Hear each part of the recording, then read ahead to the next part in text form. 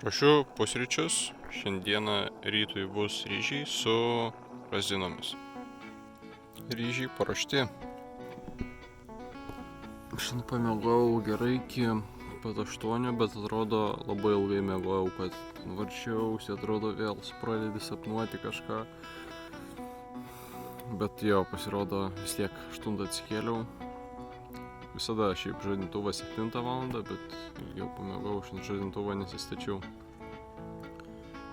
Naktį iš vakaro lietus lijo ir ganėtinai stipriai lijo. Iki pusės nakties maždaug lijo, paskui nusiramino. Dabar jau kaip ir pro debesis, bet saulė jau pradeda šviesti. Skanaus. Turim pusryčius. Skanaus.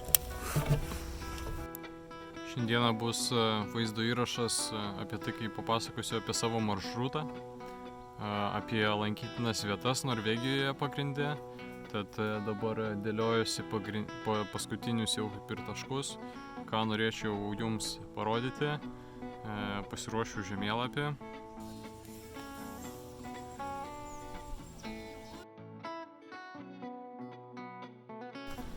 Tai nusprendžiau taip dabar pasidaryti, kad nuvažiuosiu į miestą, teks nuo kalnų nusileisti. Bet kai vakar sakiau, kad porą 100 metrų sukilimas, tai buvau neteisus.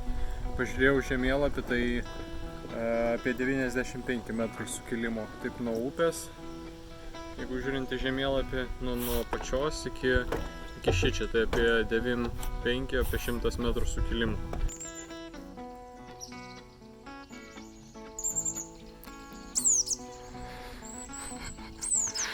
Toks šoks ant manęs.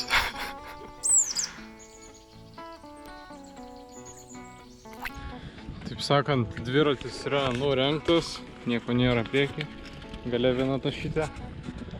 Tad važiuoti taip, nežinau, keistai šiek tiek. Vairas toks lengvai sukinėjasi, kai atsistoji ir tada mini. Tai taip irgi atrodo lengvai jisai siūbuoja. Visiškai kitoks jausmas.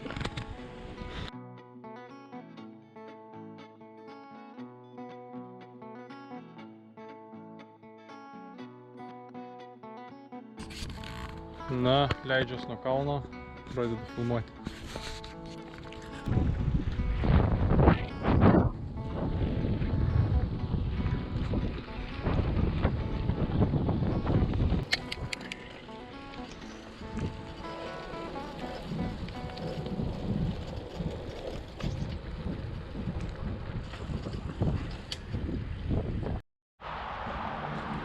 Sugalvojau taip, kad nuvarysiu į miesto biblioteką ir tenais bandysiu paprašyti pasikrauti kompą. Čia į vieną kavinę užsukau, klausiu ar galima, tai sako tik nebent užsisakius kažką. Bet tai nelabai noriu čia pinigų leisti, kad kavinėm tai tiesiog varau į biblioteką paprašysiu. Na, iki 3 dirba, dabar apie pusę 12. Tai kažkiek spėčiau darbų pasidaryti, tikrai. Štai tokia biblioteka, visai graži. Čia kaip ir mokykla. Bandau įsitaisyti kažkur. Nu va, įsikūriau bibliotekoje. Gražus vaizdeliai pro langus. Tai sako, be problemų, galima tiek pirmam aukšte, tiek antram aukšte yra va tokių saliukų. Radau kur pasikrauti. Tai visai smagu. Jo. Šiek tiek triukšmo yra, nes ten mačiau kampe susirinkę draugai stalo žaidimus žaidžia, tai truputį kalbasi. O taip, viskas gerai. Na kągi, esu pasiruošęs supažindinti jūs su maršrutu, kurį susidariau maždaug gal mėnesis iki kelionės, ir vis dėliojausi. Tai pagrindinis mano tikslas, žvelgiant į šį visą maršrutą, yra pasiekti Atlanto vandenyną. Kol kas pasižymėjęs va šitą taškelį. Tai čia yra toks Vardė Tangen ir jis iš tiesų yra kaip ir žemyninės dalies pats vakariausias taškas, bet nuo jo nėra, kad atsivertų visiškai vandenynas, nes yra dar salelių, tai čia jau gal, kai būsiu toj vietoj, bandysiu tiesiog persikelt gal į salelės ir tada jau, kad pamatyti atvirą vandenyną. Toks yra visos kaip ir kelionės pagrindinis tikslas - pamatyti atvirą vandenyną. Tai kaip aš atvykau iki kelto, kuris vyko iš Ventspilio. Tai aš su savo draugė Giedre atvažiavom su mašina pirmą nuo Trakų iki Klaipėdos. Klaipėdoje yra butas, tenais pernakvojom naktį ar kelias naktis ir tada trečiadienį važiavom į Ventspilį. O ketvirtadienį jau ryte buvo keltas, tai pernakvojom automobilyje ir ketvirtadienį ryte keltas buvo. Giedrė išlydėjo, štai čia galit matyti vaizdus, kaip jinai palydėjo keltą.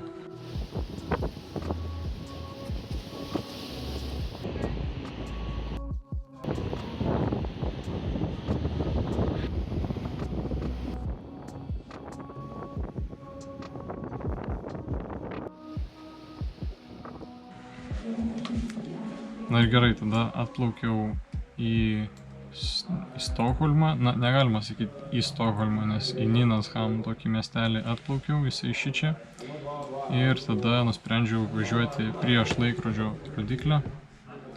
Ir Švedijoje nebuvo per daug lankytinų objektų, tai tiesiog pasibraižęs tokį maršrutą ir jo važiavau. Per daug nieko ypatingo čia kaip ir nevyko. O jau čia sieną perėjau. Tai dabar, kol filmuoju šį vaizdo įrašą, esu Kongsvinger miestelyje, va šičia maždaug. Tai kas manęs artimiausiomis dienomis lauks, tai toksai Besegen. Kalbant apie Besegen, tai čia lauks kaip ir 6-8 valandų haikas toksai ir gali būti apie kilometras peraukštėjimo. Tai prisiartinus, tai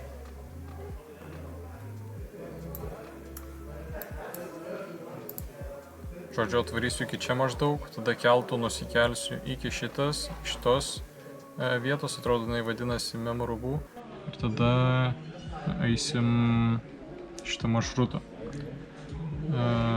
Toks planas, viena iš lankytinų vietų ir jo visai gražiai čia atrodo. Galit vaizdus matyti dabar.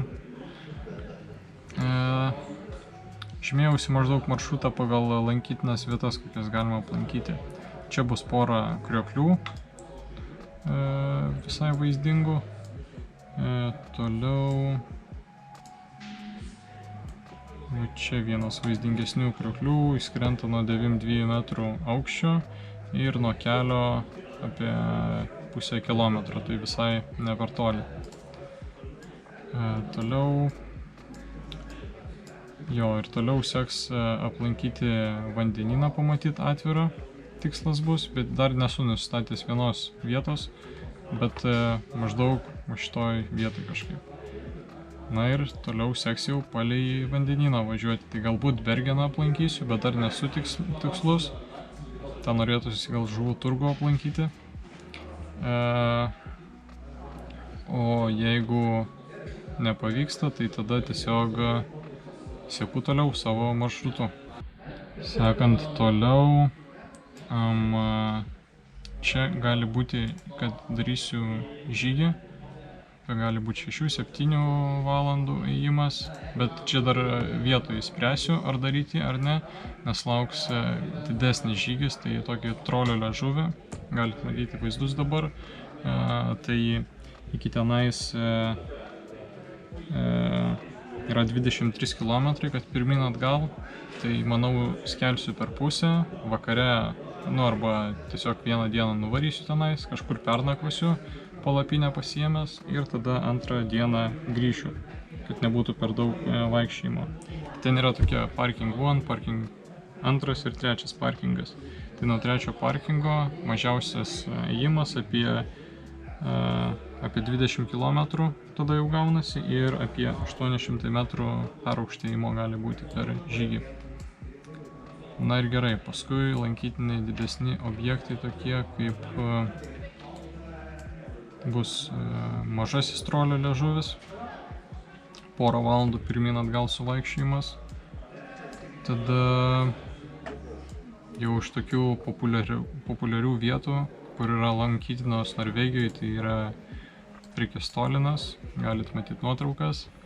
Iki Prikestolino į priekį bus apie 8 kilai, ar tai į priekį atgal 8 kilai. Žodžiu, ten gan greit, manau, susiuksiu ir per dieną galima bus aplankyti. Tai yra tokia kaip aikštelė, 25 ant 25 metrų ir virš 600 metrų. Paskui eina skardis į ežerą. Tai jo, bus vaizdinga vietelė. Taip, tada persikeliam keltu, čia pasižymėjęs turėtų eiti keltas. Ir jeigu tinkamos oro sąlygos, na aišku, visur, jeigu bus tinkamos oro sąlygos, tada tik galiu eiti. Jeigu netinkamos, vėjuota, lys, tai taip svarstysiu, ar eiti, ar rizikuoti, ar ne. Tada čia turėtų būti tokia lankytina vieta kaip Kerago akmuo. Jis yra akmuo įstrigęs tarp dviejų uolų ir ganėtinai lankytina vieta. Galit nuotraukose irgi matyti. Tai apie 6-8 valandų haikas, pirmyn atgal turėtų būti. Tai irgi viskas priklausys nuo oro sąlygų. Žiūrėjom toliau kaip ir tokių nebus lankytinų objektų per daug, bet tikslas pasiekti dar ir patį piečiausią tašką Norvegijos.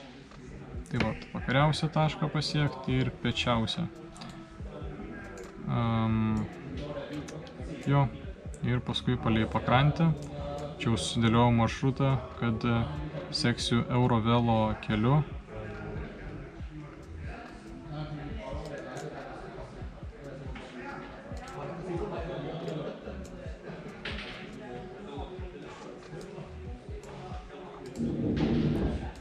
Seksiu Eurovelo keliu, kaip ir lankytinų čia objektų, tokių per didelių jau nebus. Yra svarstymas užsukti į Oslą, tai gal užsuksiu, gal ne, nes čia dar gaunasi porą šimtų kilometrų lankas. Ir tada čia dar pasvarstymuose, ar važiuoti šito keliu, ar važiuoti pro apačią. Jeigu pro apačią važiuojam, tai aplankom tada tokių kaip rock carvings, tai drožiniai akmenyse. Toks lankytina vieta į UNESCO pasaulio paveldo sąrašą įtraukta, tai galbūt aplankyti. Na ir aplankant paskui jau didžiuosius Švedijos ežeras, Venernas ir Veternas, grįšiu po truputį link Stokholmo. Ir atgal su Stena Line keltu parvarysim į Lietuvėlę. Tai toks vat planas. Ir per kur dėliojausi šitą maršrutą, tai pagrindė per My Maps, Google My Maps ir dar naudojau tokią programą Plot a Route. Taip, tarkim, per Plot a Route pasibraižome maršrutą, tada jį galim tą failiuką atsisiunčiam, jį įsikeliam į My Maps, Google My Maps, o gali Add Layer ir tada pridedi failiuką. Ir tiesiog tau susikuria kelias. Tiek vat skirtingų vat esu vat prikūręs vienas, kitas, trečias. Tiek vat susisiunti tokius vat. Sudedi viską į Google My Maps ir turim maršrutą. Tai va toks supažindinimas būtų su šito maršrutu. Jeigu dar turit kokių klausimų apie maršrutą, būtinai klauskit komentaruose, aš mielai juos atsakysiu, jeigu dar kažkas domina. Pagrinde informacijos apie lankytinas vietas ieškojau tokiam visitnorway.com, atrodo taip vadinasi. Viską radau, ten daug išsamios informacijos, kaip haikus tam tikrus padaryti, kiek užtrunka, kokią įrangą pasiruošti, tai visai geras puslapis. Na ir jo, tiek, atrodo, pagrindinis tikslas vandenyną pamatyti atvirą. Tai ir važiuoju link jo.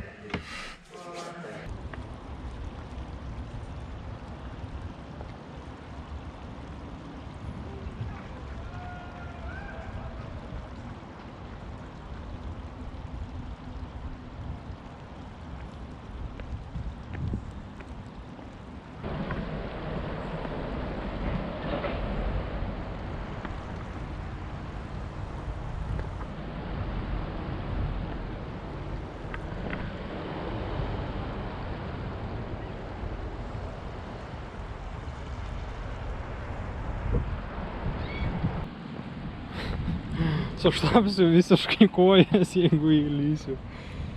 Čia iki kojinės viršaus kažkur būtų. Kartais taip skėčiai atrodo.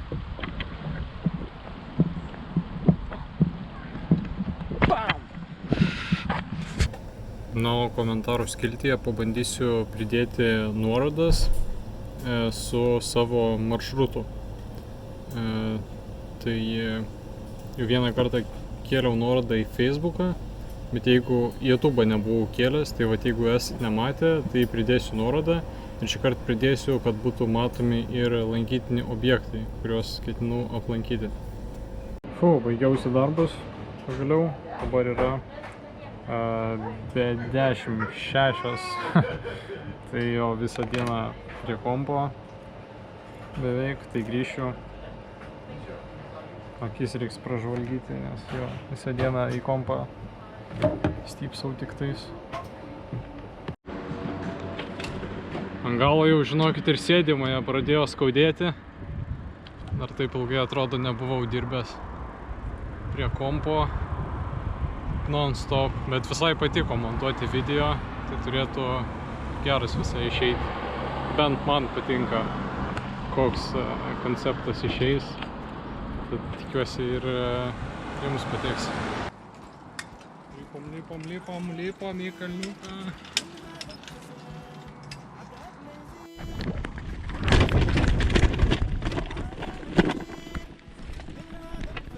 Na, palapinė atrodo nepajudinta. Bet žiūrėsim, kas viduje darosi.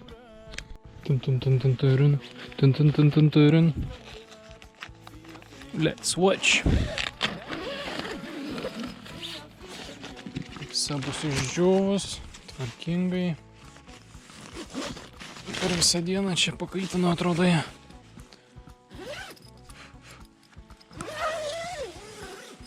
Taip, atrodo, niekas nepaliesta. Tvarkoj viskas. Drausi vakarienę, nes labai noriu valgyti. Susiskambinau, perkalbėjau dar su namiškiais. Viskas pas juos kaip ir gerai. Pas juos namuos. Tad ką, turim vakarienę. Bus makaronai. Įsidėsiu žalių daržovių. Viską susimaišysiu. Aliejaus dar reikia. Aliejaus. Reiks užsipilti kažkur aliejaus, gal rytoj pasiprašyti, nes va, paskutiniai lašai keliauja čia. Taip. Tai ką, kad laisvadienis būtų laisvesnis, baigiu filmavimus jau šiandienos. Rytoj dar taip svarsčiau, kažkaip šiandien ilgai padirbau, nebuvo tokio ilsėjimosi, tai gal taip apie pietus pabandysiu pradėti judėti, gal prieš pietų šiek tiek. Bet bus dar taip, kad stosiu miestelėje, pabaigti šitą vlogą montuoti. Ir viskas. Minsim toliau link vandenyno. Tad ačiū, kad žiūrit, ačiū, kad skiriat savo brangų laiką šio video žiūrėjimui ir kitų video. Tai tikrai yra svarbu man ir kaip kanalui, kad jis augtų. Tai ačiū Jums už skirtą laiką ir sveikinu. Iki rytojaus. Čiau.